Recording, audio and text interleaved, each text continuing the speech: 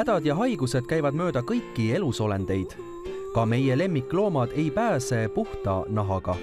Majad ja autod kindlustame ikka ära, loomi nii väga me ei kindlusta, ilmselt siis ei peeta neid nii väärtuslikeks. Minu kass Evelin on üsna kuum tibi ja elab vähemalt siin Nõmme kandis sellist aktiivset seltsielu. Õhtuti me oleme vahest siin rääkinud ja ta on ütelnud, et mitte ükski tema sõber ega sõbranna pole kindlustatud. On nii? Tõesti, Eesti inimene lemmiklooma kindlustamisega suurt oma pead ei vaeva. Enamasti hakatakse kiruma alles siis, kui loomaarsti esitatud arvet nähakse.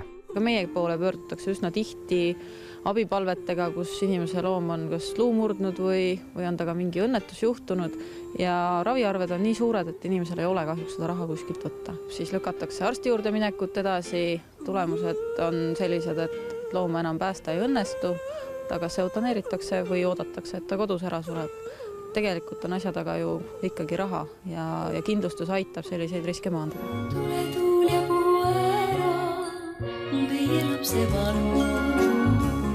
Eestis loomade haigekassat pole, tõenäoliselt seda kunagi ka ei tule. Loomapidamine pole kohustuslik ja kõik kulud jäävad ikka lemmiku omaniku kanda. Kindlustatud loomade ravimine annaks aga loomaarstile palju vabamad käed. Peame arvestama omaniku võimalustega looma ravida ja siis miinimumprogrammi järgi töötades tihtipeale mõned asjad tuleb lihtsalt jätta tegemata, sellepärast et pole see võimalik. Kui loom on kindlustatud, siis on teine teema. Me enam iga senti peab veeretama sellepärast, et kas seda teha või mitte teha. Me saame rahulikult teha elementaarsed asjad ära, mis kindlasti peab olema tehtud. Röntgenid, ultrahelid, vereproovid ja nii edasi ja nii edasi. Et pluss veel järelravi sinna otsa, et looma omanik tegelikult saab keskenduda mitte oma võimalustele, vaid ikkagi loomale, keda siis vaja aidata on. Kas on teie praktikas ka selliseid juhtumeid, kus loom jäetakse lihtsalt rahapuudusel ilma ravita või tuleb ta sootuks hukata?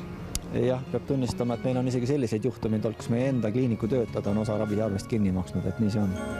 Tule vihmja uera, meie lapse varu.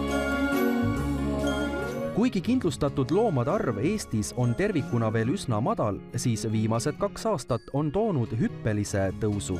Inimesed on suht vähe teadlikud, et üldse lemmikut saab kindlustada ja siis ikka kuskilt keegi kuuleb, et oi, et seal oli koer kindlustatud ja et sai selle oma ravikulud tagasi, et eks ta kindlasti kasvab ja üsna, vaatasin, kas viimase 2 aastaga on kasvanud kindlustatud loomade hulk siin üle 70%, et see kasv on kiire, aga see ongi see, et nendega juhtub palju. Kas kindlustate ainult tõuloomi? Et ka segaverilise koeri saab kindlustada ja neid on ka omajagu kindlustatud. Kasside puhul jah, pigem on kindlustatud tõukass, et segaverilise, kui nad on kiibistatud, siis saab ka neid kindlustada. Kui ma toon enda täiesti tavalise krantskassi teile, siis minema ei aja? Ei aja, kiip on olemas, saab kindlustada.